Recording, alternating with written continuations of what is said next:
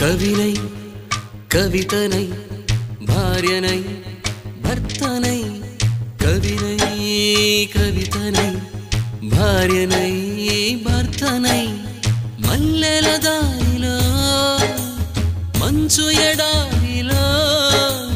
మల్లెల దారిలో మంచు ఎడారిలో పన్నీటి జయగీతాల కన్నీటి జలపాతాల నాతో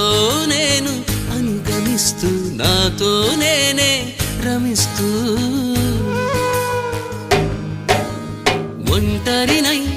అనవరతం కంటున్నాను నిరంతరం కలల్ని కథల్ని మాటల్ని పాటల్ని రంగుల్ని రంగవల్లుల్ని కావ్య కన్యల్ని ఆడపిల్లల్ని జగమంత కుటుంబం నాది ఏకాకి జీవితం నాది